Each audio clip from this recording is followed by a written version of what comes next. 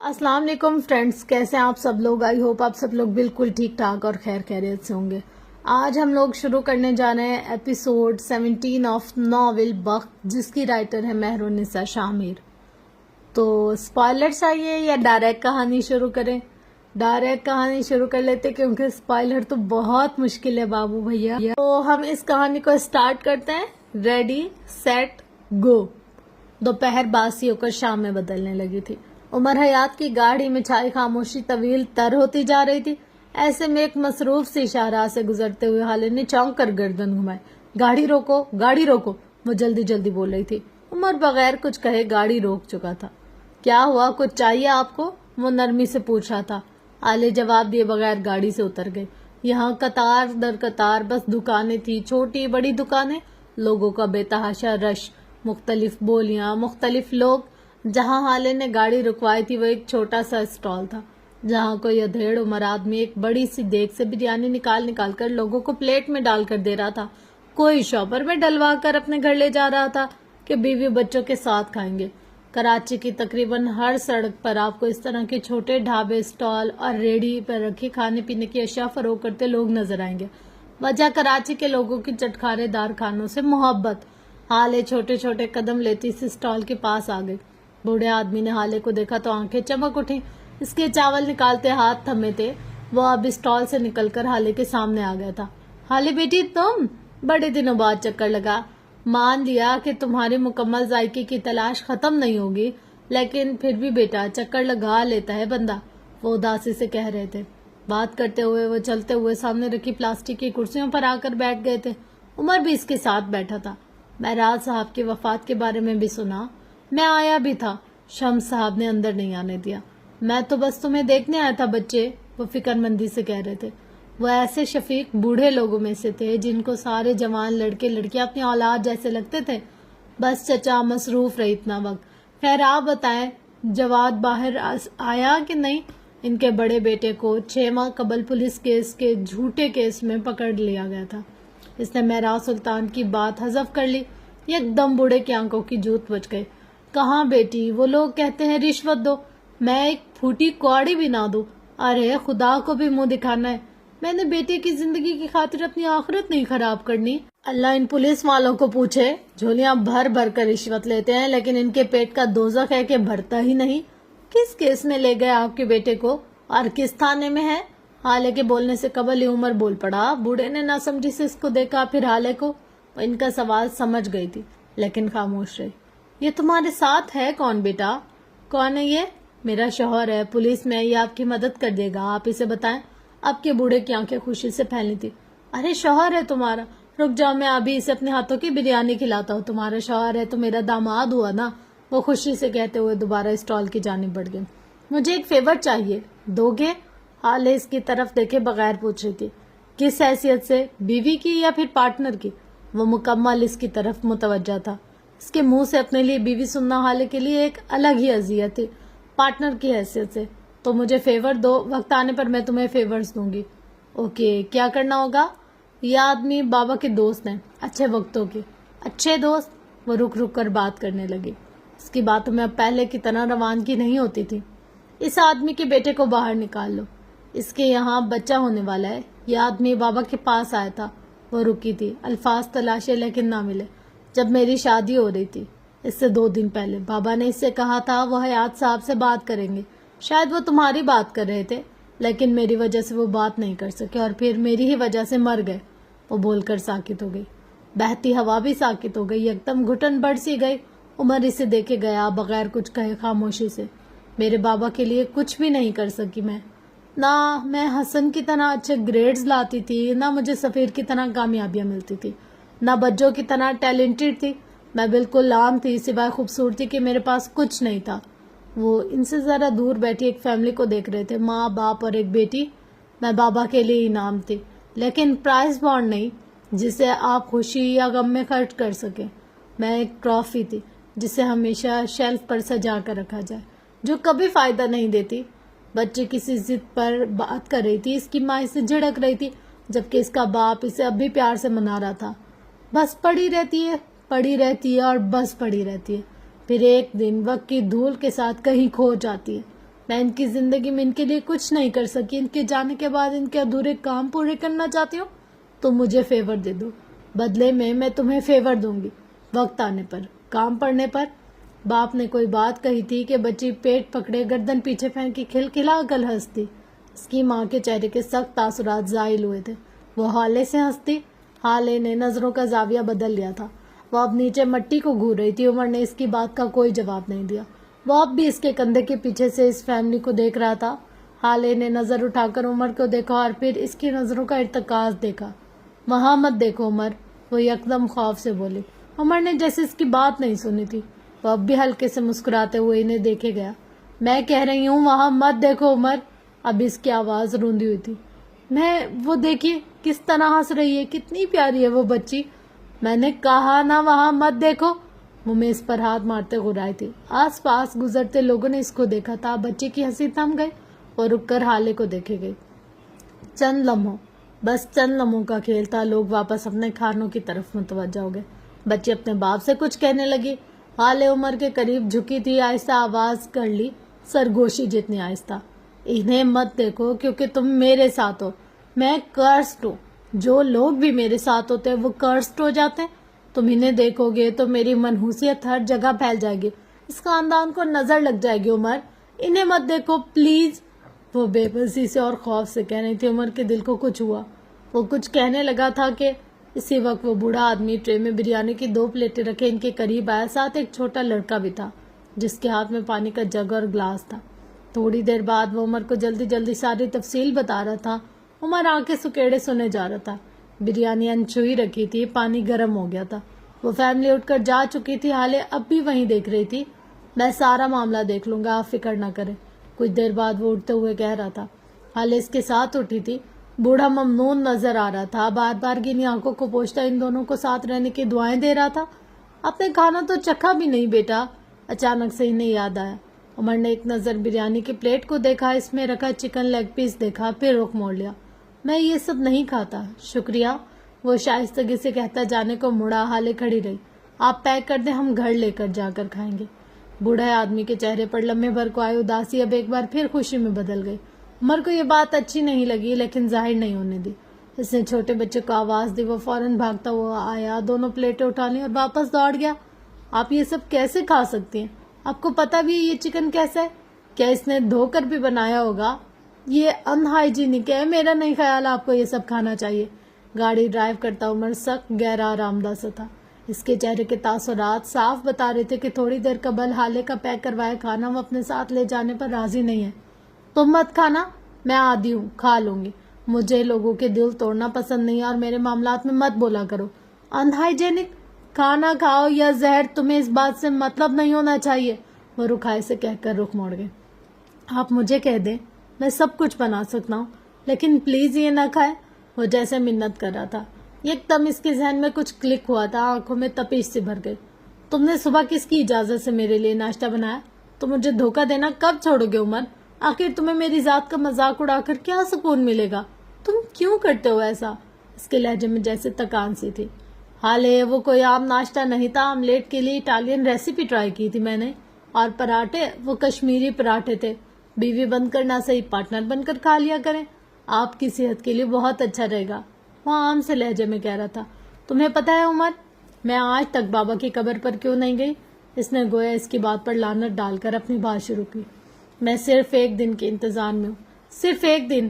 عمر کے بولنے سے پہلے وہ خود بول پڑی. جس دن میں کوئی ایسا ثبوت لاؤں گی کہ تمہاری گردن شرمندگی سے جھک جائے. تم میرے سامنے آنکھ اٹھانے جیسے نہ رہو. میں تمہیں شرمندہ دیکھنا چاہتی ہوں. تمہاری ذات کا یہ جو غرور ہے نا, یہ ٹوٹنا دیکھنا چاہتی ہوں. تب میں تمہیں تمہارا ہاتھ پکڑ کر اپنے ساتھ لے جاؤں گی بابا کی قبر پر. میں ان کو بتاؤں گی ان کی بیٹی سچی تھی اور عمر حیات جھوٹا. تمہاری جھکی ہوئی گردن اور شرمندہ آنکھیں سب بتائیں گی. اس دن تمہاری عقل ٹوٹ جائے گی. تم نے کہا تھا وہ تمہارا خاندان ہے. میں تم سے تمہارا خاندان چھین لوں گی جس طرح تم نے چھینا. اس کی حلق میں آنسوؤں کا گولا سا اٹکا. آواز روند گئی لیکن وہ کہے جا رہی تھی. عمر ایسا نہیں کر سکتا. یہ الفاظ نہیں, نشتر تھے جو میرے دل میں گھپ گئے اور میں ان کو اسی طرح اپنے دل میں پیوست رہنے دینا چاہتی ہوں تب تک جب تک مجھے کوئی ٹھوس ثبوت نہیں ملتا. پتہ ہے میں ایسا کیوں کر رہی ہوں؟ میں کیوں اس نشتر کی تکلیف برداشت کر رہی ہوں؟ وہ چند لمحے خاموش رہی، پھر بولنا شروع کیا۔ عمر بھینچی ہوئی مٹھی اور تنے ہوئے تاثرات کے ساتھ اسے سنے گیا۔ اس لیے کیونکہ میں ہر وقت اس کی چبھن محسوس کرنا چاہتی ہوں، تاکہ مجھے میرا مقصد نہ بھولے، کیونکہ میں خود کو یاد دلائے رکھنا چاہتی ہوں کہ بابا نے تمہاری وجہ سے میرا یقین نہیں کیا۔ ایک دن آئے گا عمر جب میرے پاس ثبوت ہوگی، میرے پاس گواہ ہوں گے، اور تمہارا جھکا ہوا سر تم میرے ساتھ چلو گے میرے بابا کی قبر پر، وہاں اعتراف کرو گے، اور جس طرح بابا کے سامنے مجھے مجبور کر کے تم نے مجھ سے نکاح کیا تھا، اسی طرح مجھے ان کے سامنے طلاق دو گے۔ اس دن یہ نشتر میں اپنے دل سے نکال پھینکوں گی۔ تم دیکھنا عمر، ایک دن آئے گا، ایسا ضرور آئے گا۔ وہ اپنی چپتی نظریں عمر کے چہرے پر گاڑے ہوئے کہہ رہی تھی۔ عمر نے سمجھنے والے انداز میں سر ہلایا اور ایک جھٹکے سے گاڑی روکی۔ حالے کا سر ڈیش بورڈ سے لگتے لگتے بچا۔ طلاق چاہیے نا؟ وہ سرخوتی آنکھوں سے پوچھا تھا۔ جائیں فیملی کورٹ سے لے کر آئے، ہائی کورٹ، سپریم کورٹ جائیں، پریس کانفرنس سے لے کر ٹی وی شوز میں جا کر بیٹھے۔ ابھی تو میں زندہ ہوں، میں اگر مر بھی گیا نا تو میری لاش بھی آپ کو طلاق نہیں دے گی۔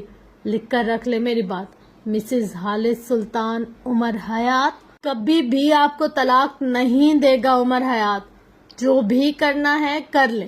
کہا تھا دوں گا، جھوٹ کہا تھا، جگ ماری تھی، آئی بات دماغ میں یا نہیں؟ وہ سرد لہجے میں کہہ کر گاڑی دوبارہ سٹارٹ کر چکا تھا۔ حالد اسپاٹ آنکھوں سے اس کو بس دیکھتی رہی۔ ڈوبتی شام اور آتی رات نے چپکے سے یہ منظر اپنی ان آنکھوں میں محفوظ کر لیا۔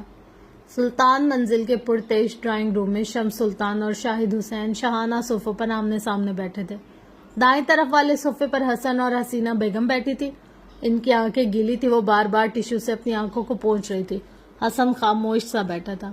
جب شاہد حسین نے بات کا آغاز کیا، چند غیر ضروری باتوں کے بعد وہ مدعے پر آئے۔ شمس، میں یہاں ایک بہت ضروری بات کرنے آیا ہوں۔ دراصل بات کرنے نہیں، میں یہاں اپنی بہن اور بھانجے کو لینے آیا ہوں۔ میں تمہاری غیر موجودگی میں بھی یہ کام کر سکتا تھا، لیکن میں نے تمہارا یہاں موجود ہونا بہتر سمجھا۔ اب تم آ ہی گئے ہو تو میں تمہیں بتا دوں کہ آپا اور حسن کو میں اپنے ساتھ لے جانا ہوں، رسانیت سے کہہ رہے تھے۔ اور میں پوچھ سکتا ہوں تم میرے مرحوم بھائی کی بیوہ اور میرے بھتیجے کو کس حق سے لے کر جا رہے ہو؟ کیا تم یہ نہیں جانتے کہ ان دونوں کا وارث میں ہوں؟ حسن میرے بھائی کی نشانی ہے، میں اسے تمہارے ساتھ نہیں جانے دوں گا۔ اگر بھابھی جانا چاہتی ہے تو ان کی مرضی۔ شمس کی بھاری آواز سارے میں گونجی تھی۔ شاہد حسین کے چہرے کے تاثرات ایک دم بگڑے۔ اچھا، وارث مل گئے؟ تم مارو گے میرے بچوں کو؟ ان کا باپ مرا ہے، ماموں ابھی زندہ ہے۔ حسن اور حالے مجھے ہارون کی طرح عزیز ہیں، تم میرے بچوں پر اس طرح ہاتھ نہیں اٹھا سکتے، میں تمہیں اس کی اجازت نہیں دوں گا۔ اور ایک بات اور، تم مجھے ڈرا دھمکا کر اپنی بات بھی نہیں منوا سکتے۔ نہ میں کمزور ہوں، نہ میں بچہ۔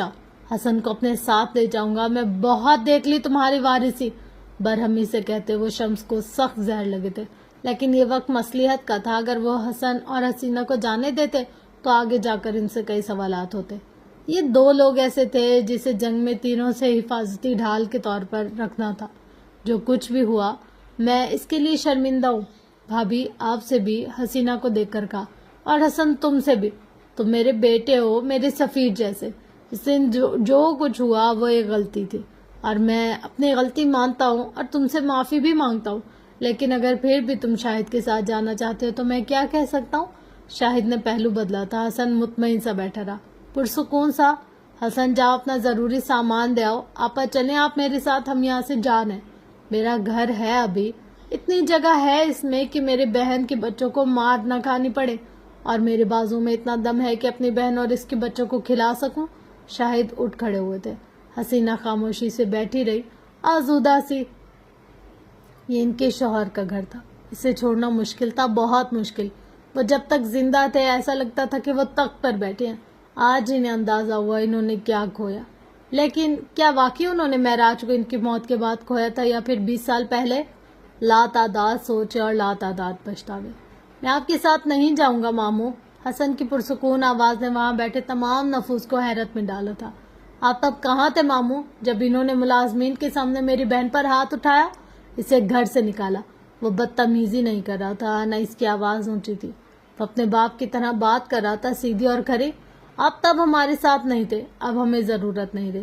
میں اپنی ماں کو آپ کے ساتھ نہیں جانے دوں گا، نہ میں خود آپ کے ساتھ جاؤں گا۔ یہ میرے باپ کا گھر بھی ہے، میں کیوں جاؤں؟ وہ ان کو دیکھتے ہوئے کہہ رہا تھا دھیمے سنجیدہ لہجے میں۔ اگر کوئی ہارون بھائی کو مارتا یا گھر سے نکالتا کیا آپ تب بھی خاموش بیٹھ جاتے؟ شاہد حسین کا سر جھکا تھا۔ میری بہن بس ایک رات گھر نہیں آئی تھی، آپ نے اسے ڈسون کر دیا۔ آپ کے بیٹے نے تو اپنے ہی بھائی کو قتل کیا تھا، کیا آپ نے تو اسے گھر سے نکالا؟ شاہد حسین نے زخمی نظروں سے اپنی بہن کو دیکھا تھا۔ حسینہ نے نظریں چرائے تھی۔ شمس دلچسپی سے سارا نظارہ دیکھے گئے۔ میں آپ سے اپنی بہن کے لیے بھیک نہیں مانگ رہا، نہ آپ کو بلیم کر رہا ہوں، میں بس آپ کو یہ بتا رہا ہوں کہ آپ اگر ایک مشکل میں ہمارے ساتھ نہیں تو میں آگے آپ پر کس طرح بھروسہ کروں؟ وہ اٹھ کھڑا ہوا۔ میں اپنی ماں کا خیال خود رکھ سکتا ہوں، اور اپنا بھی۔ میں اپنے باپ کا گھر چھوڑ کر نہیں جاؤں گا۔ وہ رکا تھا، پھر شمس کو دیکھا۔ نہ میں آپ کے سفیر سلطان جیسا ہوں، گردن موڑ کر شاہد حسین کو دیکھا، اور نہ آپ کے ہارون شاہد جیسا۔ میں معراج سلطان کا بیٹا ہوں، حسن سلطان۔ مجھے کسی کا لیسر ورژن نہیں بننا۔ میرے نام کے ساتھ میرے باپ کا نام کافی ہے۔ وہ نرمی سے کہہ رہا تھا، پھر آگے آیا، شل بیٹھے شاہد حسین کے سامنے انگوٹھوں گھٹنوں کے قریب نیچے بیٹھا، ان کا ٹھنڈا ہاتھ تھاما اور کہنا شروع کیا، آپ مجھے بہت عزیز ہیں، میں آپ کی بہت عزت کرتا ہوں، لیکن آپ میرے باپ نہیں ہیں۔ میرا باپ مر گیا، اور اب میں اپنا باپ خود ہوں۔ اپنی ماں اور بہن کے لیے میں گھر کا سربراہ مرد ہوں۔ میں ان کے لیے فیصلے لے سکتا ہوں، چاہے غلط چاہے صحیح، لیکن وہ فیصلے میرے ہوں گے۔ میرے باپ نے مجھے فیصلے لینا سکھایا ہے۔ آپ آئے، میری اور اماں کی فکر کی، آپ کا شکریہ، لیکن میں وہ وقت نہیں بھول سکتا جب آپ ہمارے ساتھ نہیں تھے، جب کوئی بھی ہمارے ساتھ نہیں تھا۔ آپ میرے بڑے ہیں، ہمیشہ رہیں گے، لیکن ہم آپ کے ساتھ نہیں جائیں گے۔ سادہ نرم دو ٹوک لہجہ۔ وہ بولتے ہوئے اٹھ کھڑا ہوا اور وہاں بیٹھے تمام نفوس کی طرف دیکھے بغیر باہر نکل گیا۔ ڈرائنگ روم کے دروازے کی اوٹ میں کھڑے ہو کر اس نے اپنے دھڑکتے دل پر ہاتھ رکھا۔ اس کا چہرہ اندر بیٹھے پورا اعتماد حسن سلطان جیسا نہیں تھا، یہ کوئی اور ہی تھا، کوئی معصوم گھبرایا ہوا بچہ۔ اس نے اپنی جیب سے ایک مڑا توڑا کاغذ نکالا، پھر اس پر نظر دوڑائی، ایک بار دو بار، سر جھٹک کر بڑبڑائے، شٹ، یہ لائن تو رہ گئی۔ پر یہ وہ پرچہ تھا جو اس نے شاہد حسین کے آنے کا سن کر صبح تیار کیا تھا۔ البتہ کچھ لائنز تھی جو وہ بھول گیا، اور کچھ لائنز اس نے موقع کی مناسبت سے اپنی طرف سے کہی تھی۔ اس کا دل اب بری طرح دھڑک رہا تھا۔ سارا خاندان کہتا تھا وہ معراج سلطان جیسا ہے، بس وہی جانتا تھا معراج سلطان بننا کتنا مشکل ہے۔ شام آخری الوداع کہہ کر اپنے گھر کو چلی گئی۔ رات اپنی سیاہی لیے اپنی ذمہ داری پوری کرنے سارے میں پھیل گئی۔ ایسے میں عمر حیات کے گھر کے ایک کمرے میں حالد سلطان بیٹھی اپنے موبائل پر زر نگار کے آفس میں ہونے والی باتیں سن رہی تھی۔ پھر بالآخر اس نے تھک کر کانوں سے ایئرپورٹس نکال لیے۔ کوئی بات اس کی مطلب کی نہیں تھی۔ وہ عورت اس سب میں شامل نہیں تھی۔ ایک لمحے کو، بس ایک لمحے کو اس کے ذہن میں آیا کہ شاید عمر بھی بے گناہ ہو، لیکن پھر سر جھٹک دیا۔ اس خیال کے بعد الزام دینے کو کوئی نہیں تھا، اور اس وقت اسے کوئی چاہیے تھا۔ اس نے دکھتے سر کو انگلیوں سے دبایا تھا، پھر موبائل اٹھا کر مہر کو کال کرنے لگی۔ جب اسے کانٹیکٹ لسٹ میں سارے نمبر غیر شناسا نظر آئے، بے اختیار کل کا واقعہ اس کی آنکھوں کے آگے گھوم گیا۔ عمر کی اماں کا گفٹ کیا ہوا پرفیوم توڑتی حال ہے۔ دل نے ایک بار پھر ملامت کی تھی، لیکن وہ اب کی دل کی باتوں پر کم دھیان دیتی تھی۔ اس وقت بھی دل سے ہر خیال کو چٹکتی وہ عمر کے کمرے کی طرف بڑھ گئی۔ کمرے کا دروازہ بند تھا۔ حالے نے گہری سانس بھرتے دروازے کے ہینڈل پر ہاتھ رکھا تو دروازہ کھلتا ہی چلا گیا۔ عمر جائے نماز ایک کونے میں بچھائے نماز پڑھ رہا تھا۔ حالے بے اختیار اسے دیکھے گئی۔ کیا وہ کسی لڑکی کو اغوا کرنے والا لگتا تھا؟ کیا وہ اس کے باپ کو دھوکہ دے سکتا تھا؟ اگر وہ ایسا ہوتا تو کیا اللہ اسے اس کی نمازوں میں اتنا سکون دیتا؟ اس کے چہرے پر کتنا سکون تھا، اس کی نماز کتنی خوبصورت تھی۔ وہ اتنے دنوں سے اس کے ساتھ ایک ہی گھر میں رہ رہی تھی، کیوں وہ ایسا تھا کہ اس سے خوف نہیں آتا تھا؟ کیوں اس کی نظر بری نہیں لگتی تھی؟ کچھ چاہیے آپ کو؟ وہ سلام پھیر چکا تھا، اب اس کی طرف دیکھتا پوچھ رہا تھا۔ حالے اپنے خیالوں سے چونک کر باہر آئی۔ ساری ہمدردی ایک لمحے میں عنقا ہو گئی۔ اس کے تاثرات سخت ہو گئے۔ وہ واپس اپنے خول میں سمٹ گئی۔ وہ اسی طرح چوکھٹ میں کھڑی رہی۔ مجھے میری سم چاہیے، 4 لفظوں میں بات سمیٹ دی۔ آ کر لے جائے، کل جہاں رکھی تھی ابھی بھی وہیں ہوگی۔ وہ کہہ کر دعا کے لیے ہاتھ اٹھا چکا تھا۔ حالے ضبط کرتی اندر آ گئی، دراز کھولا، سم نکالی، اور جب جانے کو مڑی تو بے اختیار نظر دائیں طرف لگے بک شیلف پر پڑی۔ چکور ڈبوں والا بڑا سا بک شیلف، جہاں مختلف میڈلز اور ٹرافیز بھی سجی تھی۔ کسی ڈبے میں کچھ فریم ہوئی تصویریں، اور وہ ان میڈلز اور ٹرافیز کو دیکھ کر نہیں رکی تھی، وہ بک شیلف میں رکھی ایک تصویر کو دیکھ کر رکی تھی۔ महराज सुल्तान और उमर हयात की तस्वीर। वो दोनों मुस्कुरा रहे थे। महराज ने इसके कंधे पर बाजू फैला रखा था। उमर के एक हाथ में ट्रॉफी थी और गले में मेडल। वो भी मुस्कुरा रहा था हल्का सा। मेरी ग्रेजुएशन की तस्वीर है, टॉप किया था मैंने। वो अपने ख्यालों में गुम थी जब इसे अपने अकब से उमर की आवाज आई। वो दुआ मांग चुका था, जाए नमाज बाजू पर डाले। वो इसकी नजरों की सीध में देखता कह रहा था, वो जो दूसरी ट्रॉफी है ना, वो मुझे एफएससी में टॉप करने पर मिली थी। वो उंगली के इशारे से करते हुए बता रहा था। हाले के कदम जैसे जंजीर हो गए। वो जा ही नहीं सकी, खड़ी कहाँ सुने गई। और वो जो मेडल है ना, वो मुझे मेरी पुलिस की ट्रेनिंग के इख्तिताम पर मिला था। बेस्ट शूटर का इनाम, कुछ रकम भी मिली थी और इनाम के तौर पर इसने एक और तस्वीर की जानिब इशारा किया। ये मेडल्स मुझे पीएचडी की डिग्री लेने पर मिले थे। इस दिन जज साहब बहुत खुश थे, बहुत ज्यादा। तस्वीर में महराज सुल्तान ने उमर का मेडल अपने गले में पहन रखा था और पूरे दिल से मुस्कुरा रहे थे। हाले सुने गई, देखे गई। मुझे हर बार मेडल्स के साथ साथ इनामी रकम भी मिलती थी, लेकिन अब याद ही नहीं आता कि कहाँ खर्च की और कितनी की। लेकिन ये ट्रॉफीज, ये मुझे याद है, ये मेडल्स मुझे असबर हैं। हाले सांस रोके इसे सुने गई। इसे लगा था इसने शाम इस स्टॉल के सामने कुर्सी पर बैठी इसकी बात सुनी अनसुनी की थी, लेकिन वो इतना बेखबर नहीं था जितना वो समझ रही थी। वो अब भी इसके कंधे के पीछे खड़ा कहे जा रहा था, शेल्फ में लगी ट्रॉफी बस सजाने के लिए नहीं मिलती, वो इसलिए मिलती है ताकि इसे देख देख कर खुशी मिला करे। होठों पर मुस्कुराहट और दिल में फक्र आया, अपनी जात पर मोहब्बत आई। ये ट्रॉफीज हमें याद दिलाती है कि कभी किसी दौर में हमने कितनी मेहनत की थी, हम कितनी रातें जागे थे, हमने कितनी बार खुद को ऊपर से पुश डाला था। ये हमारा हौसला बढ़ाती है, हमें हारने का डर होता है, ये हमें तसल्ली देती है। जब हम हार कर आते हैं, ये कहती है क्या हुआ, एक ट्रॉफी और ना मिली, हम तो है ना, चलो अगली बार सही। ये घर में आने वालों लोगों के सामने हमारा तस्करा करती हैं, क्योंकि इनको मजबूर करती हैं वो ठहर कर इनको देखे, इनको लाने वाले की बात करें। पैसा क्या है हाले, प्राइस बॉन्ड क्या है, ये खत्म हो जाता है, खप जाता है। ट्रॉफीज जिंदा रहती है, साथ देती हैं, दिल जोड़ती हैं, दिलासा देती है, खुशी देती हैं। सो अगर आप किसी की ट्रॉफी हैं तो इससे बड़ी खुशकिस्मती और क्या है। चंद लम्हों की खुशी देने वाली प्राइस बॉन्ड बनने से बेहतर है सारी जिंदगी साथ देने वाली ट्रॉफी बन जाए। खुश रहेंगी, वो नरमी से कहकर वापस अपने बेड पर जा बैठा। इसकी बातें ऐसी होती थी, सादा, दिल को छू लेने वाली। वो लंबी लंबी तकरीर नहीं करता था, इसकी एक लाइन तकरीरों पर भारी होती थी। तुम कौन हो उमर, चंद लम्हों बाद इसने खुद को कहते सुना। इन तस्वीर पर सारी तारीखें और साल लिखे हैं। तुम्हारी ग्रेजुएशन वाले दिन मेरी बर्थडे थी, हम सब इस्लामाबाद में थे, घूमने गए थे। बाबा ने कहा इनको एक काम आ गया है, वो कराची जाएंगे। मैंने इनको रोका, वो नहीं रुके। वो ठहर ठहर कर बोल रही थी। वो चले गए, तुम इनका काम थे उमर। इसी रात तेज बारिश की वजह से फ्लाइट्स कैंसिल हो गई और वो इस्लामाबाद नहीं आ सके। उन्होंने मेरी बर्थडे मिस कर दी और वजह तुम थे। वो किसी ऐरे गहरे के लिए ऐसा नहीं कर सकते। मुझे बताओ तुम कौन हो। वो इसकी तरफ देखती आजुर्दगी से पूछ रही थी, जैसे बहुत तकलीफ में हो। उमर चंद लम्हे इसे देखता रहा, फिर बोला, हर राज खुलने का एक वक्त होता है, अगर इनको वक्त से पहले खोल दोगे तो थ्रिल खत्म हो जाएगा। हर बात बताई नहीं जाती, वरना बातें अपने वक्त खो देती हैं। मैं कौन हूँ ये बात बताने की नहीं, खोजने की है। कभी आपने फिल्म की स्टोरी सुनकर वो लुत्फ हासिल किया जो फिल्म को सर्च करके, डाउनलोड करके या फिर सिनेमा जाकर देखने से मिलता है? आप राज को पाने की एक स्ट्रगल करती हैं, आप बगैर स्ट्रगल के राज पाना चाहती हैं। हाले सुल्तान, राज बताए नहीं, खोजे जाते हैं। खोज लगाए और पता करे। हाले को इससे ऐसी ही किसी बात की उम्मीद थी। वो गुस्से और रंज के मिले जुले तासुरात से चंद लम्हा इसको देखती रही, फिर आगे बढ़कर दरवाजा एक धार से मारती बाहर निकल गई।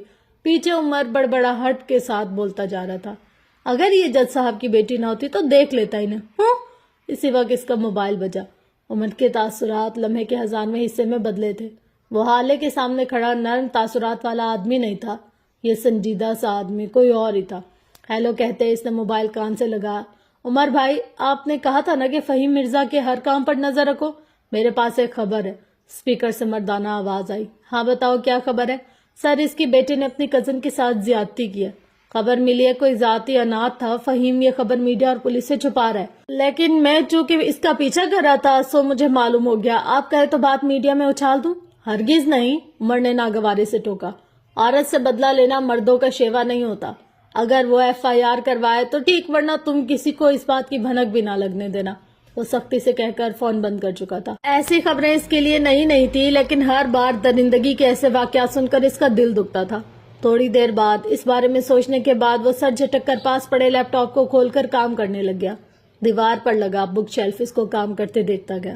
یہ اسٹال والے واقعے کے 2-3 دن بعد کا ذکر ہے۔ مئی کا آخر چل رہا تھا، دھوپ ایسی تھی کہ جسم کو جھلسا رہی تھی۔ ایسے میں ہسپتال کے پرائیویٹ روم میں بیٹھا نور ہر احساس سے عاری لگ رہا تھا۔ نرمین کے پاس بیڈ پر بیٹھے ہوئے اس نے نرمین کا ہاتھ اپنے ہاتھ میں پکڑ رکھا تھا۔ آنکھوں میں تکلیف تھی، چہرہ بے تاثر، آنکھیں دل کا آئینہ ہوتی ہیں۔ جب تکلیف آنکھوں سے ظاہر ہونے لگے تو چہرے کو کچھ کہنے کی ضرورت ہی نہیں ہوتی۔ سب سے بڑے اندھے وہی لوگ ہوتے ہیں جو آنکھوں سے کسی انسان کا دکھ نہ سمجھ پائے۔ تم اٹھ جاؤ نیرو، ایک بار، بس ایک بار اس آدمی کا نام بتا دو، میں اس کی نسلیں ختم کر دوں گا۔ تم ایک بار اٹھ جاؤ پلیز۔ وہ اس کے ہاتھ پر چہرہ گرایا آزردگی سے کہہ رہا تھا۔ اسی وقت کمرے کا دروازہ کھول کر فہیم مرزا اندر داخل ہوئے۔ انہوں نے ان کی طرف نہیں دیکھا تھا۔ فہیم چھوٹے چھوٹے قدم لیتے آئے اور اس کی رکھے سنگل صوفے پر بیٹھ گئے۔ وہ دونوں کافی دیر تک اسی طرح بیٹھے رہے، کوئی کچھ نہ بولا، بس نرمین کے وجود سے لگی مشینیں آپس میں سرگوشیاں کرتی رہی، بولتی رہی۔ کیا کچھ پتہ چلا؟ تھوڑی دیر بعد جب فہیم مرزا نے سوال کیا تو مشینوں کی ساری سرگوشیاں بند ہو گئی، باتیں دم توڑ گئیں۔ کچھ نہیں پتہ چل رہا، کچھ بھی نہیں، وہ ہار کر بول رہا تھا۔ CCTV خراب تھے، بلڈنگ میں کسی نے کسی کو آتے نہیں دیکھا، گھر کا لاک ٹوٹا نہیں ہے، کوئی تو توڑ پھوڑ نہیں ہوئی جس سے لگے کہ یہ ڈکیتی کی واردات تھی۔ چوکیدار کہتا ہے اسے بھی کچھ نہیں پتا، نہ اس نے کسی کو آتے دیکھا ہے۔ پارکنگ میں کھڑی ساری گاڑیوں کا ڈیٹا چیک کیا، کچھ بھی کہیں بھی کچھ بھی ایسا نہیں ملا۔ میرے پاس صرف ایک گواہ ہے اور وہ اس وقت خاموش ہے۔ جب وہ بولے گی تب میں اس آدمی کو پاتال سے بھی لے آؤں گا۔ وہ نرمین کے چہرے کو دیکھتا ہوا کہہ رہا تھا۔ فہیم مرزا کی رکی ہوئی سانس بحال ہوئی تھی۔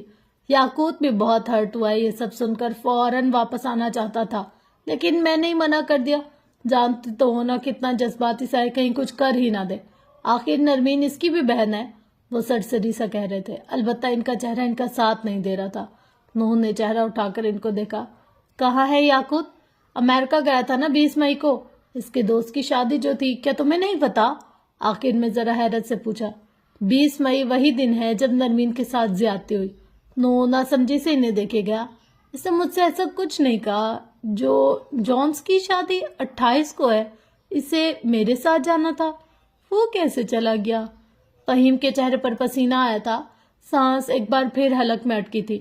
یہ تو مجھے تم سے پوچھنا چاہیے نوح، اس کے باڈی گارڈ، اس کے کیپر تم ہو۔ مجھے تو خود اس نے وہاں جا کر فون کیا تھا، کیا تم اسی طرح اس سے غافل رہتے ہو؟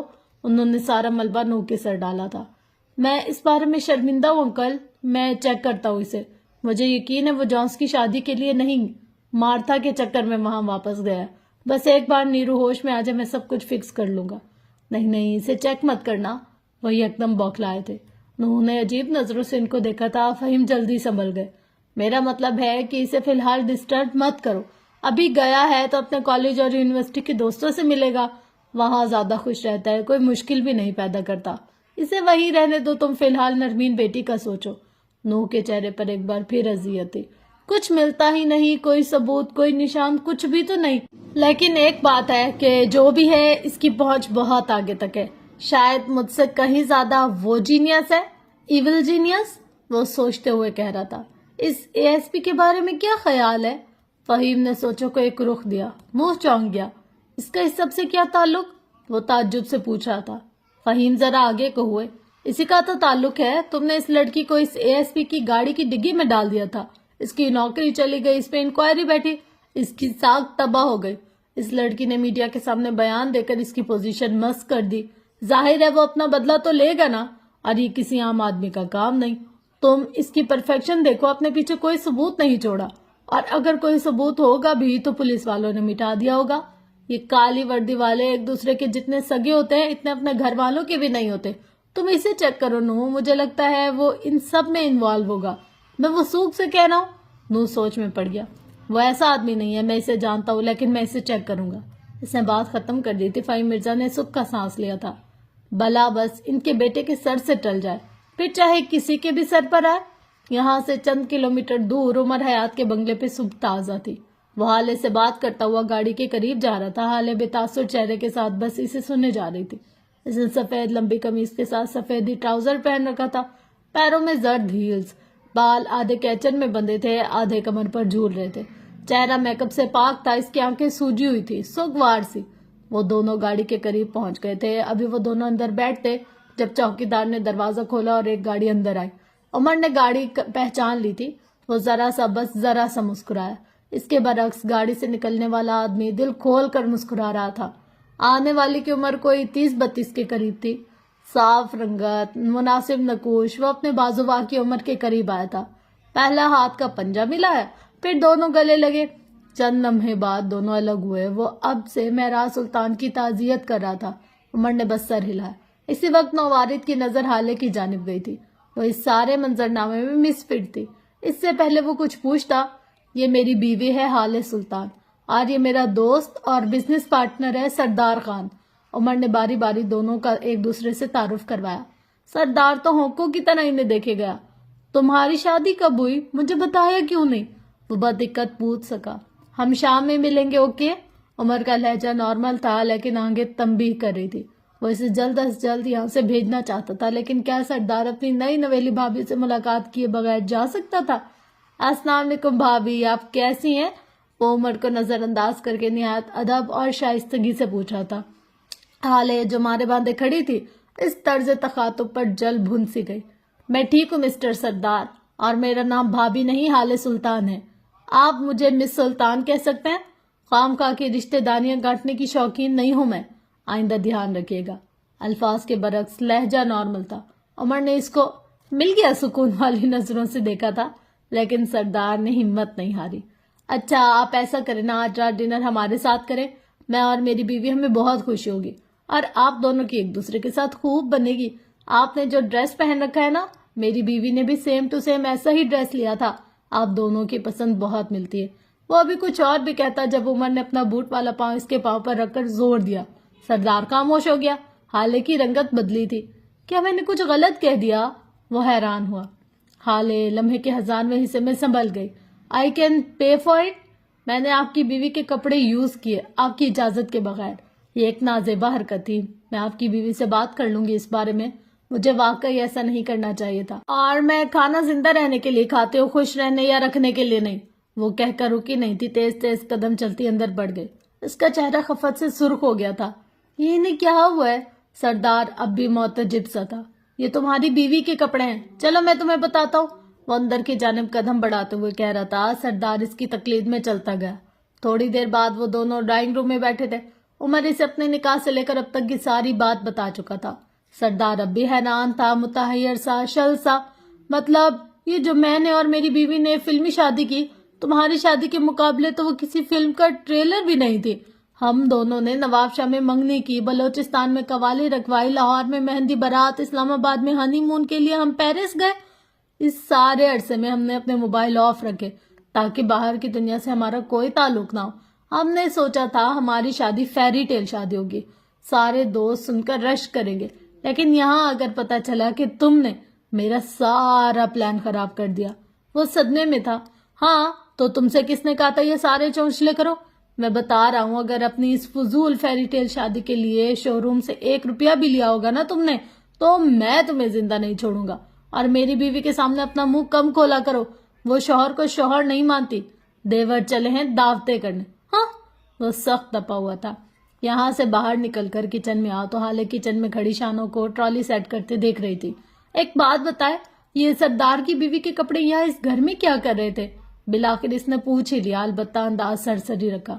شانو اب ڈرائی فروٹ کیک کاٹ کر پلیٹ میں رکھ رہی تھی. ارے باجی کیا بتاؤ, سردار بھائی بیوی نے اتنی شاپنگ کی اپنی شادی پہ, اتنی شاپنگ کی کہ ان کی 2 کانیں سامان سے بھر گئیں. ایک ٹرک میں سامان گیا تھا. نواب شاہ یہ جو کپڑے یہاں رہ گئے نا, کپڑے جس دن اس مہنگے درزی ڈیزائنر نے دینے تھے نا, اس سے 1 دن پہلے سردار بھائی اور باجی کو نواب شاہ کے لیے نکلنا پڑا. اب وہ تلے ہوئے کباب پلیٹ میں سجا رہی تھی. پھر کیا ہوا؟ باجی نے شور مچا دیا, ان کو آج ہی کپڑے چاہیے. بات صرف کپڑے کی ہوتی تو خیر تھی. باجی نے تو دوسرے ملک سے اتنا سارا سامان منگوایا تھا کہ وہ بھی لے جانا تھا. اس کو بھی آنے میں وقت لگنا تھا. یہاں باجی کا رونا نہیں ختم ہو رہا تھا. پھر بڑی مشکل سے عمر صاحب نے ان کو یہ کہہ کر بھیج دیا کہ وہ ان کا سارا سامان لے آئیں گے. باجی اور ان کی بڑی دوستی ہے, ایک ہی کالج میں پڑھے نا. خیر, جس صبح ان کو نواب شاہ جانا تھا اسی صبح ان کا اور آپ کا اپنا نکاح ہو گیا. اب وہ کیتلی میں چائے ڈال رہی تھی. باقی کیا سامان تھا؟ حالے اس سارے وقت میں پہلی بار بولی تھی. برتن تھے, سجاوٹ کے سامان تھے, پینٹنگز تھی. وہ نہیں ہوتا واس وغیرہ, وہ تھا. اللہ جانے کیا کیا منگوا لیا تھا اپنی دوست سے. عمر صاحب کی گاڑی کتنی بڑی ہے دیکھیے نا, ساری منہ تک بھر گئی تھی, پھر بھی سامان پورا نہیں آتا تھا. آپ کو پتا ہے وہ ابھی کچھ اور کہتی ہے جب حالے نے بیچ میں اسے ٹوک دیا. مہمان کو انتظار نہیں کراتے, جاؤ پہلے سرو کراؤ, پھر میرے ساتھ مال چلنا, کچھ کپڑے چاہیے مجھے. شانو سر ہلاتی ٹرالی گھسیٹتے آگے بڑھ گئی. حالے کو اپنی باتیں منوانی آتی تھی, اسے حکم دینا آتا تھا. وہ نہ ملازمین کو جھڑکتی تھی, نہ حد سے زیادہ نرمی دکھاتی تھی. اس کا لہجہ متوازن ہوتا تھا, حتمی لہجہ, جو برا بھی نہ لگے, جس سے انکار بھی نہ کیا جا سکے. اس کے لہجے میں ایک روب تھا. وہ کبھی بھی اپنی عمر اور اپنی کلاس کی لڑکیوں کی طرح ضدی اور مغرور نہیں رہی تھی. وہ ریزرو رہتی اور دو ٹوک بات کرتی. وہ شہزادی تھی اور اسے حکومت کرنا آتی تھی. شاہد وال میں ناشتے کی میز سجی تھی. گمبھیر خاموشی نے سارے میں اپنا جال بچھا رکھا تھا. ڈائننگ میں گونجنے والی واحد آواز چمچوں اور کانٹوں کی تھی. میز سے کچھ فاصلے پر دو ملازم ہاتھ باندھے مؤدب سے کھڑے تھے. سربراہی کرسی پر شاہد حسین بیٹھے تھے, سنجیدہ سپاٹ. ان کی دائیں طرف نوال بیگم اور بائیں طرف ہارون شاہد بیٹھا تھا. اس نے سیاہ ٹی شرٹ کے ساتھ سیاہ پینٹ پہن رکھی تھی. سامنے چہرے پر اداسی سی تھی, لیکن یہ چہرہ مایوس نہیں تھا, کچھ ماہ قبل والے ہارون شاہد کے چہرے کی طرح. تم یونیورسٹی کیوں نہیں جا رہے؟ چمچوں اور کانٹوں کے درمیان شاہد حسین کی باری آواز گونجی تھی. ہارون نے دانتوں سے سلائس کا کونا کترا, چبایا, جوس کا گھونٹ بھرا اور اپنی سرمئی آنکھوں سے اپنے باپ کو دیکھا. دل نہیں ہے, 3 لفظی لاپرواہ جواب. شاہد کے چہرے پر کوئی تاثر نہیں آیا. وہ اسی طرح ناشتے سے ہاتھ روکے بیٹھے رہے. ٹھیک ہے, پھر میرے ساتھ سیاست میں آ جاؤ, میں تمہیں اپنی جگہ پر لے آؤں گا, تمہیں لوگوں سے انٹروڈیوس کرواؤں گا. موڈ نہیں ہے, ہارون نے منہ بگاڑ کر جواب دیا. نوال غیر آرامدہ نظروں سے ان کو دیکھتی رہی. یہ بھی صحیح ہے, پھر ایسا کرتے ہیں تمہارے پینٹنگز کی ایگزیبیشن کروا لیتے ہیں. تم لے لو جتنا وقت چاہیے. جب تم اتنی پینٹنگز بنا لو جتنی ایگزیبیشن کے لیے ضروری ہوتی ہیں تو میں آگے بات کر لیتا ہوں. کیا خیال ہے؟ وہ سنجیدگی سے پوچھ رہے تھے. ابھی وقت نہیں ہے, وہ سلائس پر جیم لگاتے بولا تھا.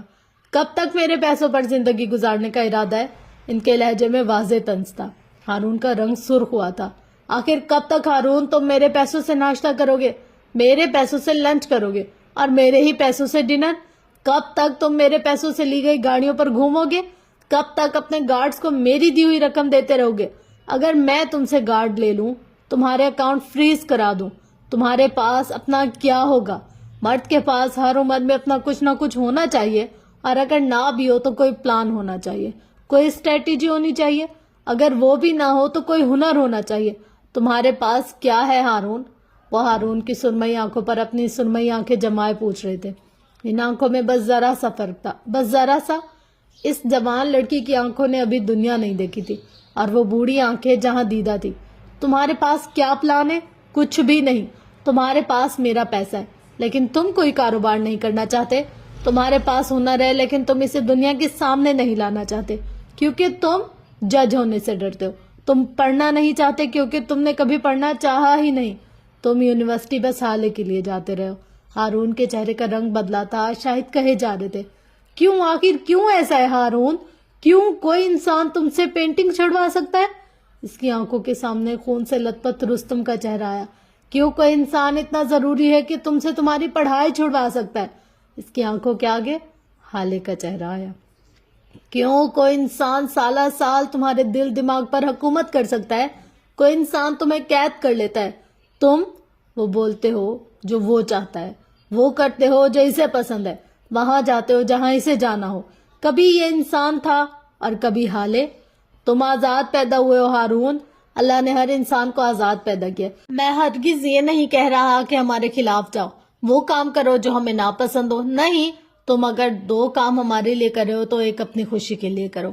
کہیں اگر ہماری خوشی کے لیے چل رہے ہو تو اگلی بار اپنی خوشی کے لیے اپنی پسند کی جگہ کا پروگرام بناؤ. کبھی ہماری پسند سے کھا رہے ہو تو اگلی بار اپنی پسند کا آرڈر دو.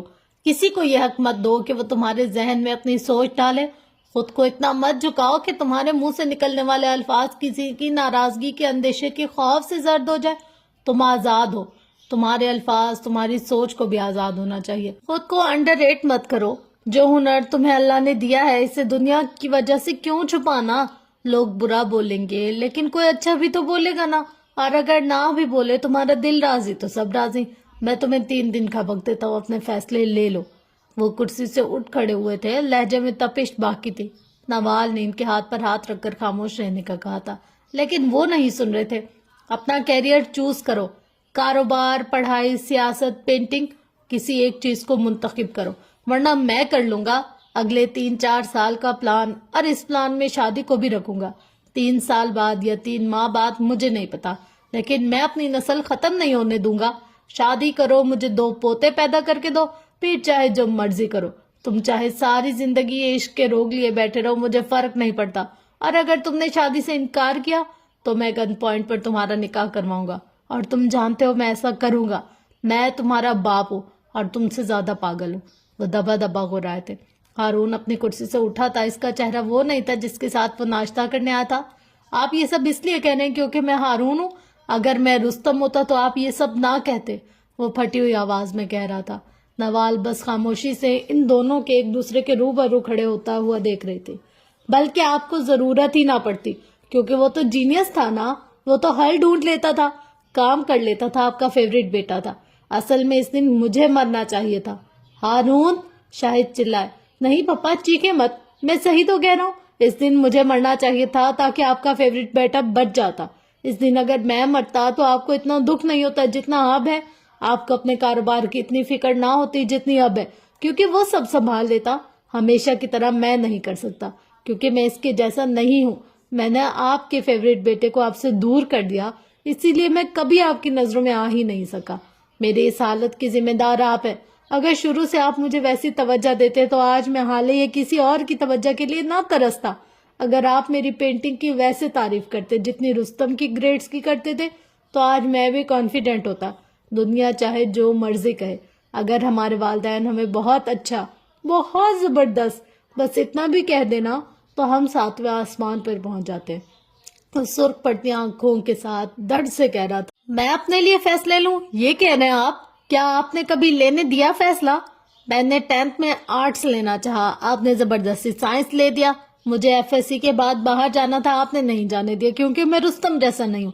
میں نے یونیورسٹی میں اپنی مرضی کے سبجیکٹس لینے چاہے، آپ نے منع کر دی۔ میری گاڑی، میرے گارڈز تک آپ کی مرضی کے ہیں پپا۔ میں کیا پہنوں گا یہ بھی آپ بتاتے۔ آپ نے نوٹ نہیں کیا لیکن میں نے کیا ہے۔ جو کپڑے میرے لیے حالے لاتی ہوں آپ کو پسند آتے ہیں، جو میں اپنی پسند سے لاتا ہوں آپ کو اس میں گریس نظر نہیں آتا۔ جس انسان کو اپنی مرضی کے کپڑے نہیں پہننے دیے جاتے وہ اپنی زندگی کا فیصلہ کیسے لے گا؟ اس کے گلے میں آنسوؤں کا پھندا سا اٹکا تھا۔ کیا کبھی آپ لوگوں کو میری پسند کا کھانا پسند آیا؟ جو چیز میں آرڈر دیتا ہوں آپ اسے ایک طرف رکھ دیتے ہیں کیونکہ وہ کھانا ہیلدی نہیں ہوتا۔ کیا ہوگا اگر ایک دن آپ نے ڈائٹ فوڈ نہیں کھایا؟ میں جہاں جانے کا کہتا ہوں وہ جگہ آپ کو کبھی اچھی ہی نہیں لگتی۔ آپ نے پپا، آپ نے ہمیشہ مجھے اپنے فیصلے تھوپے ہیں۔ آپ نے مجھے گرو کرنے ہی نہیں دیا۔ میں آپ کی توجہ کے لیے ساری زندگی ترسا ہوں، مجھے وہ کام کرنے پڑے جو مجھے نہیں پسند تھے لیکن آپ کو پسند تھے۔ مجھے شروع سے سائنس نہیں پسند تھی لیکن آپ نے زبردستی میرے سبجیکٹ سلیکٹ کیے۔ آپ کو پتا بھی ہے میں کس طرح پڑھتا تھا؟ میں ساری رات جاگتا تھا، میری آنکھیں سرخ ہو جاتی تھی، مجھے رونا آتا تھا، مجھ سے پڑھا نہیں جاتا تھا، لیکن آپ کے لیے، صرف آپ کی محبت کے لیے میں خاموش رہا۔ آپ کے ڈائٹ فوڈ سے میری بھوک نہیں مرتی تھی، میں آدھا سیر اور آدھا بھوکا سوتا تھا لیکن کہتا نہیں تھا۔ جو کپڑے آپ لاتے تھے یا حالے لاتی تھی میں ان میں کمفرٹیبل نہیں ہوتا تھا، میرا جسم جلتا تھا ان کپڑوں سے، کبھی کبھی میرے جسم پر ریشز ہو جاتے تھے لیکن میں کچھ نہیں کہتا تھا۔ آپ کے لائے جوتے کبھی میرے پیروں میں درد دیتے تھے کیونکہ ان کا سائز چھوٹا ہوتا تھا۔ آپ کو میرے جوتے کا سائز تک نہیں پتا تھا لیکن میں وہ چھوٹے جوتے پہن لیتا تھا، میں پھر بھی چپ رہتا تھا کیونکہ میں ہارون شاہد تھا، آپ کی توجہ کے لیے ترسنے والا بچہ۔ شاہد حسین لب بھینچے کھڑے رہے۔ آپ گن پوائنٹ پر میری شادی کروائیں گے؟ نہ کروائیں، آپ کو اپنی نسل چلانی ہے نا، لائیں بہو، لیکن بچے تو دور، میں اس لڑکی کو آنکھ اٹھا کر دیکھوں گا بھی نہیں۔ وہ کہتے ہوئے ان کے بالکل سامنے کھڑا ہو گیا۔ اب بس پپا، اب بس، بہت سہ لیا میں نے، ہر بار میں ہی کیوں؟ میں شادی کب کروں گا یہ میرا فیصلہ ہوگا، میں بچے کب پیدا کروں گا یہ بھی میرا فیصلہ ہوگا، میں کیا پڑھوں گا، کیا کروں گا، یہ سارے فیصلے آج کے بعد میں لوں گا۔ ہارون شاہد لے گا، کب لے گا یہ طے نہیں ہوا۔ آپ میرے باپ ہیں، مجھے رائے دیں، لیکن اپنے فیصلے مجھ پر مسلط نہ کریں۔ اللہ نے مجھے دماغ دیا، میں اپنے لیے فیصلے لے سکتا ہوں۔ آج کے بعد میں اپنی مرضی کے کپڑے پہنوں گا، اپنی پسند سے کھاؤں گا اور اپنی مرضی کی جگہ جاؤں گا۔ آج کے بعد میرے ساتھ کوئی گارڈ نہیں جائے گا، کیونکہ مجھے موت کا کوئی خوف نہیں۔ ہارون شاہد آج کے بعد آزاد ہے، جس طرح رستم آزاد ہوتا تھا۔ اگر وہ زندہ ہوتا، وہ بول کر تھک گیا، تب بھی خاموش ہو گیا۔ اس کا دل زور سے دھڑک رہا تھا، آنکھیں سرخ پڑی تھی، جسم کانپ رہا تھا، لیکن وہ کھڑا تھا، اپنے لیے کھڑا تھا۔ شاہد چند لمحے اسی طرح کھڑے رہے، پھر آگے آئے، ہارون کی آنکھوں میں آنکھیں ڈالیں اور کہنا شروع کیا، شادی کے 4 سال ہمارے یہاں اولاد نہیں ہوئی۔ ہارون، ان کا لہجہ دھیما تھا، پرسوز تھا۔ 4 سال بعد اللہ نے مجھے 2 بیٹے دیے۔ یہ وہ وقت تھا جب آپا اولاد ہونے کی وجہ سے صدمے میں رہتی تھی، پریشان، مایوس۔ ہارون نہ چاہتے ہوئے بھی سنے گیا۔ جب میری گود میں 2 بیٹے آئے تو میرے سب دوست، عزیز، رشتہ داروں نے کہا کہ میں ایک بیٹا اپنی بہن کو دے دوں، ورنہ کہیں میری بہن کو طلاق ہی نہ ہو جائے۔ ہارون نے سر اٹھا کر شاہ کی نظروں سے انہیں دیکھا۔ مجھے ایسا لگتا تھا جیسے کسی نے میرا دل نکال لیا ہو۔ میں نے انکار کر دیا۔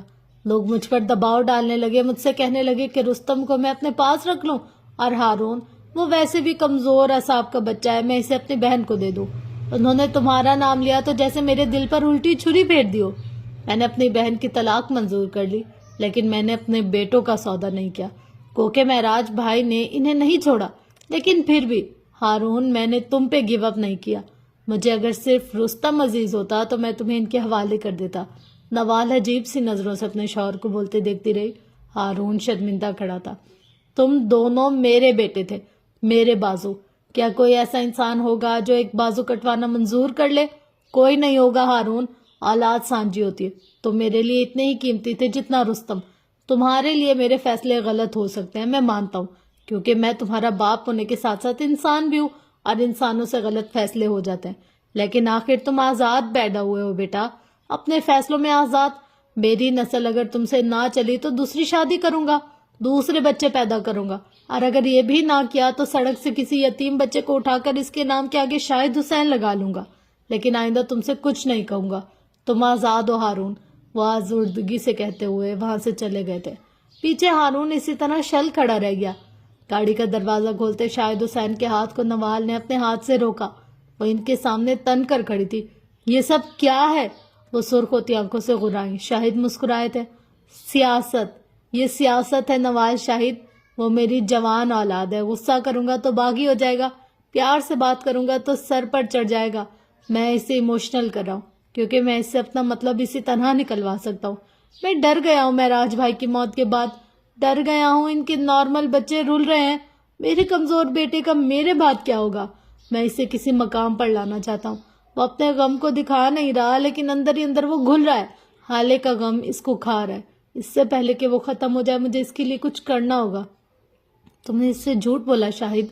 ہارون اور رستم کی پیدائش پر ایسا کچھ نہیں ہوا تھا، کیونکہ مجھے یہی آتا ہے، وہ ترنت بولے۔ کس سے گھڑنا، جھوٹ بولنا یہ میرا کام ہے۔ میں سیاست دان ہوں، لفظوں کی ہیر پھیر میرا کام ہے، لوگوں کے سامنے مظلوم بننا آتا ہے مجھے۔ ہارون جانتا ہے رستم اس سے زیادہ میرا گلٹ ہے، وہ اس سے زیادہ مجھے ہنٹ کرتا ہے، وہ مجھے ڈراتا ہے، اور میں نے بازی پلٹ دی کیونکہ میں اس کا باپ ہوں۔ اس سے زیادہ پاگل ہوں، وہ مسکراتے ہوئے کہہ رہے تھے۔ نوال کے تنے اعصاب ڈھیلے پڑے تھے، نم آنکھوں کی خفگی کم ہوئی۔ تم نے کہا تم دوسری شادی کرو گے؟ تم میرے ساتھ ایسا کیسے کر سکتے ہو؟ ان کی آواز میں رنج تھا۔ شاہد ہلکا سا ان کے کان کے قریب جھکے۔ جب چڑیلیں چمٹ جاتی ہیں تو ان سے پیچھا چھڑانا مشکل ہو جاتا ہے۔ تمہیں کیا لگتا ہے ایک چڑیل کے ہوتے ہوئے میں دوسری چڑیل لا سکتا ہوں؟ وہ مخصوص سا کہتے ہوئے پیچھے ہٹے۔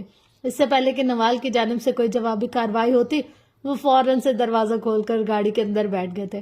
پیچھے نوال پیر پٹکتی رہ گئے۔ جھوٹے سیاست دان، میں دیکھ لوں گی تمہیں، وہ پیچھے سے چلائی تھی۔ گلی کے دونوں اطراف میں زمین کی طرف جھکے ہوئے درخت تھے۔ یہ نسبتاً ایک سنسان گلی تھی، دور دور تک کوئی ذی روح نظر نہیں آتا تھا۔ مئی کی چلچلاتی دھوپ میں ایک بڑی سی گاڑی انہی درختوں کی اوٹ میں کھڑی تھی، جس میں سے تھوڑی تھوڑی دیر بعد سفید وردی والا ڈرائیور باہر نکلتا، ایک نظر ساری گلی پر ڈالتا اور پھر واپس گاڑی میں بیٹھ جاتا۔ شاید اپنے مالک کی طرح یہ گرمی اس سے بھی برداشت نہیں ہو رہی تھی۔ امیروں کے امیر نوکر۔ ایسے میں اگر تم آنکھ کو ذرا سا چھوٹا کر کے دیکھو تو گلی کے ایک کونے میں ایک گاڑی رکتی نظر آئے گی۔ تھوڑی دیر بعد اس گاڑی سے ایک دراز قد مرد باہر آیا، نیلی بٹنوں والی شرٹ جس کے کف موڑ رکھے تھے، بال ماتھے پر بکھرے ہوئے تھے۔ سیاہ آنکھوں نے ساری گلی کو آنکھوں سے اسکین کیا، پھر قدم درخت کے سائے میں کھڑی گاڑی کی طرف موڑے تھے۔ تھوڑی دیر چلنے کے بعد وہ گاڑی کے قریب پہنچ گیا۔ سفید وردی والا ڈرائیور باہر نکلا اور گاڑی کا پچھلا دروازہ کھول دیا۔ اس کے لیے کھولا، وہ گردن اندر کیے گاڑی میں بیٹھ گیا۔ اس کے ساتھ کوئی اور بھی تھا۔ کون بھلا؟ سکندر شاہ۔ لانگ ٹائم شاہ صاحب، وہ مسکراتے ہوئے بولا تھا، البتہ اس کی آنکھیں ان میں تپش تھی۔ سامنے بیٹھا آدمی ویسا بالکل نہیں تھا جیسا تم نے اسے مہراج سلطان کے قتل کی رات دیکھا تھا۔ یہ وہ آدمی تھا جس کی بیوی نے اسے گھر سے نکال رکھا تھا، جس کی بیٹی اس کی شکل نہیں دیکھنا چاہتی تھی۔ یہ وہ آدمی تھا جس کے بیٹے کی منگنی ٹوٹ چکی تھی، صرف اس وجہ سے کہ اس کا باپ بد کردار ہے۔ یہ وہ آدمی تھا جس کا بیٹا محبت چھوٹ جانے کے غم میں سارا دن شراب پیتا یا منشیات کے زیر اثر رہتا۔ یہ آدمی وہ تھا جس کے ہسپتال کی ریپوٹیشن مٹی میں مل چکی تھی۔ اس آدمی کے بینک اکاؤنٹ اس کی بیوی نے فریز کروا رکھے تھے۔ یہ آدمی کنگال تھا۔ یہ آدمی گھر بدر ہوا تھا۔ یہ وہ آدمی تھا جو اپنا وقار کھو چکا تھا۔ یہ وہ آدمی تھا جو اپنا خاندان کھو چکا تھا، جس طرح ایک ماہ قبل عمر حیات نے کھویا تھا۔ عمر صاحب، میں آ گیا ہوں۔ آپ نے کہا تھا میں ایک دن آؤں گا، صحیح کہا تھا۔ میں واقعی مجبور ہو گیا ہوں، مجھ پر ہر طرف سے گھیرا تنگ ہو گیا ہے، کچھ کیجیے۔ میرا خاندان تباہ ہو گیا ہے، میری بیٹی میری شکل تک نہیں دیکھنا چاہتی، میرا بیٹا منشیات کا عادی ہونے لگا ہے۔ میں آپ سے پوچھتا ہوں آپ کو کیا چاہیے؟ خدا کے لیے مجھے بتائیں آپ کو کیا چاہیے؟ وہ بے بسی کی آخری حد کو چھو رہے تھے۔ عمر نے ایک بے نیاز نظر ان پر ڈالی۔ آپ اپنے لیے آئے شاہ صاحب، اس لیے پہلے آپ بتائیں آپ کیا چاہتے ہیں؟ میری چیزیں مجھے واپس کرنے کے بدلے آپ کیا چاہتے ہیں؟ وہ کاٹدار لہجے میں پوچھ رہا تھا۔ سکندر شاہ نے بے اختیار تھوک نکلا۔ صرف ایک گواہی، میں آپ سے صرف ایک گواہی چاہتا ہوں۔ کیسی گواہی؟ میرے بیٹے کے سسر سے آپ کے بہت اچھے تعلقات ہیں، ان کا بیٹا آپ کا کلاس فیلو اور دوست رہا ہے۔ آپ بس ایک بار، صرف ایک بار ان کے سامنے میرے حق میں گواہی دے دیں کہ وہ ویڈیو جعلی تھی، میرے بیٹے کی محبت اسے مل جائے گی۔ میری بیٹی کے کالج میں آپ پچھلے ماہ آئے تھے، وہ تب سے آپ کو آئیڈیلائز کرتی ہے۔ آپ کی گواہی میرا خاندان بچا سکتی ہے۔ خدا کے لیے کچھ کرے عمر صاحب، میں آپ سے اپنے خاندان کی بھیک مانگتا ہوں۔ میرا ہسپتال جائے بھاڑ میں، میری ریپوٹیشن کی مجھے پرواہ نہیں ہے، چاہے سارا شہر مجھ پہ لعنت بھیجے، لیکن مجھے بس میرا خاندان واپس چاہیے۔ انہوں نے باقاعدہ ہاتھ جوڑ لیے۔ عمر کا چہرہ اب بھی بے تاثر تھا۔ اور آپ کو کیوں لگتا ہے کہ کوئی میری گواہی مانے گا؟ وہ ان کے چہرے پر نظریں جمائے پوچھ رہا تھا۔ کیونکہ آپ کی کریڈیبلٹی ہے، آپ کا مقام ہے، آپ کی بات کی عزت ہے۔ میرا خاندان بچا لے عمر صاحب۔ ان کے انداز میں منت تھی۔ یہ مقام اور عزت مجھے اللہ نے امانت دی ہے، جھوٹی گواہی، خیانت، اور میں یہ نہیں کروں گا۔ میں عمر حیات ہوں، میں جھوٹی گواہی نہیں دوں گا، لیکن میں آپ کا مسئلہ حل کر دوں گا۔ وہ سوچ سوچ کر بولا تھا۔ آپ نے میرے خاندان کے ساتھ کچھ غلط نہیں کیا، میں آپ کے ساتھ نہیں کروں گا، لیکن آپ نے میری کچھ چیزیں مجھ سے چھپائی ہیں، میں مانگنے آیا، آپ نے نہیں دی۔ اس سب کے لیے آپ کو سبق مل گیا ہوگا۔ خیر، مجھے آپ کے بیٹے اور بیٹی کا نمبر اور باقی ساری ڈیٹیلز بھیج دیجیے، میں دیکھ لوں گا۔ اور آپ کا سامان، مجھے اس کی تفصیل بتائیں، میں کچھ بھی کر کے پہلے آپ کا سامان لاؤں گا، چاہے اس کے لیے جو مرضی کرنا پڑے۔ وہ تیز تیز بول رہے تھے۔ مبادہ عمر اپنی بات سے مکر ہی نہ جائے۔ میری بس ایک ہی چیز رہ گئی تھی وہاں، منی کیمرہ ریکارڈ، لیکن وہ تو میں نے آپ کو دے دیا تھا۔ جو کیمرہ آپ نے دیا وہ میں نے دراز کی اوٹ میں لگایا تھا تاکہ جب دروازہ بند ہو تو کیمرہ چھپ جائے۔ میں نے ایک اور کیمرہ بھی لگایا تھا جج صاحب کے بیڈ کے عین سامنے، وہ نہیں چھپ سکا۔ وہ کیمرہ مجھے نہیں ملا۔ مجھے اس میرا سارا سامان لا کر دے۔ وہ عبدل اسے چاہے پاتال سے لائے، لیکن مجھے وہ چاہیے۔ میں اسے خود بھی ڈھونڈ سکتا ہوں، لیکن میں مصروف اور یہ کام آپ کا ہے۔ آپ میرا کام کر دیں، میں اسی دن آپ کا خاندان جوڑ دوں گا۔ عمر سہولت سے کہہ رہا تھا۔ سکندر شاہ متذبذب تھے۔ آپ پہلے میرا کام کر دیں تو آپ کی مہربانی ہوتی عمر صاحب۔ میرا ہسپتال میری بیوی کے نام ہے، وہ مجھے اندر گھسنے بھی نہیں دیتی۔ گھر میں میرا داخلہ بند ہے۔ 1 مہینے سے ہوٹلوں کے چکر لگا رہا ہوں۔ میں گھر جائے بغیر اور ہسپتال جائے بغیر آپ کا کام کیسے کر سکتا ہوں؟ عمر نے ہنکارا بھرا۔ 1-2 دن تک ہو جائے گا آپ کا کام، اور اگر اس کے بعد مجھے میرا سامان نہ ملا تو میں آپ کے ساتھ وہ کروں گا کہ ساری دنیا دیکھے گی۔ میں کوئی عام آدمی نہیں ہوں۔ بندہ مار کر لاش ٹھکانے کیسے لگانی ہے یہ میں جانتا ہوں۔ میں پولیس والا ہوں, قانون کے سارے جھول میری جیب میں. میں آپ پہ اتنے کیسز لگاؤں گا کہ آپ کی 7 پشتوں کا بھی اس کیس سے کوئی تعلق نہیں ہوگا. نہ آپ نے خواب میں ان جرائم کا سوچا ہوگا. میں آپ پہ ایسے ایسے کیس لگاؤں گا کہ کوئی آپ کی لاش کو کندھا دینے تو دور, لعنت بھیجنا بھی پسند نہیں کرے گا. اس لیے انگلی اٹھا کر وارن کیا, مجھے ڈبل کراس مت کیجیے گا. اس کے لہجے میں کچھ تھا کہ سکندر شاہ کو اپنی ریڑھ کی ہڈی میں سنسنی سی محسوس ہوئی. میں آپ سے وعدہ کرتا ہوں عمر صاحب, میں ایسی کوئی حرکت نہیں کروں گا جس سے میں ایک بار پھر اپنے خاندان کی نظروں میں گر جاؤں. وہ بدقت بول پائے تھے. عمر چند ہمیں ان کو سخت نظروں سے دیکھتا رہا, پھر گاڑی کا دروازہ کھولتے باہر نکل آیا. اچانک اس کے ذہن میں کچھ کلک ہوا. وہ گاڑی کے شیشے پر جھکا. آپ کی بیوی پرانے کراچی جاتی ہے نا اپنے رشتہ داروں سے ملنے؟ ہاں, لیکن یہ بات میرے بچے نہیں جانتے. آپ کو کیسے پتا؟ وہ حیران تھے. میں عمر حیات ہوں, مجھے پتا ہوتا ہے. وہ کہہ کر سیدھا ہوا اور ہونٹوں کو سیٹی کے انداز میں گول کرتا آگے بڑھ گیا. کرنے کو بھی بہت کام تھا. عمر حیات کے بنگلے پر غیر معمولی خاموشی تھی. شانو اپنا کام کر کے جا چکی تھی. دوپہر کا کھانا بننے میں وقت تھا. حالے لان میں بیٹھی مہر سے کال پر بات کر رہی تھی جب عمر گھر میں داخل ہوا. وہ ابھی سکندر شاہ سے مل کر آیا تھا. اس نے دور سے حالے کو یہاں بیٹھے دیکھا تو یہیں چلا آیا. وہ اس کی طرف پیٹ کے بیٹھی تھی. عمر کی ہٹ پر مڑی تھی. اس کو دیکھ کر حلق تک کڑوا ہو گیا تھا. میں نے اس اسٹال والے آدمی کا کام کر دیا. اب اپنی زبان میں اس کو سمجھا لے کہ آئندہ اپنا اٹھنا بیٹھنا ٹھیک کر لے. پولیس اتنی پاگل نہیں ہوتی کہ روڈ پر چلتے عام آدمی کو اٹھا کر جیل میں ڈال دے. وہ اس کے سامنے کھڑا کہہ رہا تھا. وہ آدمی بے قصور تھا. اس کا کسی چوری ڈاکے میں کوئی ہاتھ نہیں تھا. پولیس والوں نے اس کے سر پر جھوٹا کیس ڈالا تھا. میں اس آدمی کو کئی سالوں سے جانتی ہوں. وہ بیچارہ رحم دل اور شریف انسان. جی جی جی جی جی جی بالکل. اس شریف رحم دل انسان نے ایک رات ڈکیٹوں کو اپنے گھر پہ پناہ دی. وہ چور اس کے دوست تھے, اس کا سرکل تھے, اور انسان کے کردار کا پتہ اس کے سرکل سے لگایا جاتا ہے. اب گنڈے موالیوں میں اٹھے بیٹھے گا تو گورنر ہاؤس کی سیر تو کرے گا نا, عمر بیزاری سے کہہ رہا تھا. حالے نے اچنبے سے اس کو دیکھا. Governor house? عمر مسکرایا تھا. ظاہر ہے وہ اس کی اصطلاحات سے نا واقف تھی. گورنر ہاؤس ہم تھانے کو کہتے ہیں, یہ کوڈ ورڈ ہے. رشوت کو ہم چائے پانی کہتے ہیں, اور مار پیٹ کو خاطر تواضع. تھانے میں آنے والے کو ہم مجرم نہیں مہمان کہتے ہیں, اور بار بار آنے والے کو محبوبہ کہتے ہیں. آہستہ آہستہ آپ جان جائیں گی. وہ مخصوص سا کہہ رہا تھا. حالے نے دھیان نہیں دیا. تم نے کیسے کیا یہ؟ وہ 6 ماہ سے تھانے میں ہے, تم نے چند دنوں میں یہ کیسے کیا؟ اس کی سوئی کسی اور جگہ اٹکی تھی. میں نے یہ کام چند دنوں میں نہیں, چند منٹوں میں کیا ہے. پچھلے کچھ دن میں مصروف تھا اس لیے میں نہیں کر سکا. دوسرا وہ شریک جرم نہیں تھا, میں نے کیس بدل دیا. میں نے تھانے میں بات کر لی. اب کیس کچھ اس طرح ہوگا کہ 6 ماہ قبل اس بوڑھے کا بیٹا جواد جب اپنے گھر میں سو رہا تھا تو چند مشتبہ افراد اس کے گھر میں گھس گئے. اس کی بیوی بچوں کو زود و کوب کیا اور پولیس سے بچنے کے لیے ایک رات ان کے گھر پر زور زبردستی پناہ لی. مزید چند محلے والوں کی گواہی اور ان ڈاکوؤں میں سے ایک آدمی کو خرید لیا. وہ ہماری مرضی کی گواہی دے گا. اور ایک آخری بات, میں نے یہ سب آپ کے لیے نہیں کیا, میں نے یہ سب جج صاحب کے لیے بھی نہیں کیا. کرتا تو میں مجرم کو معصوم نہیں قرار دیتا. وہ آدمی واقعی شریف ہے اور اپنے دوستوں کے ان مشکوک کاموں میں جواد کا کوئی حصہ نہیں تھا. اب کچھ دنوں تک وہ باہر آ جائے گا, امید ہے سدھر بھی جائے گا. میں نے 2 ہاتھ لگا دیے ہیں. وہ کچھ اور بھی کہہ رہا تھا جب حالے نے اس کی بات کاٹی. تم نے اسے مارا؟ تمہیں ترس نہیں آیا؟ تم ایسا کیسے کر سکتے ہو؟ حالے کو واقعی غم لگا تھا.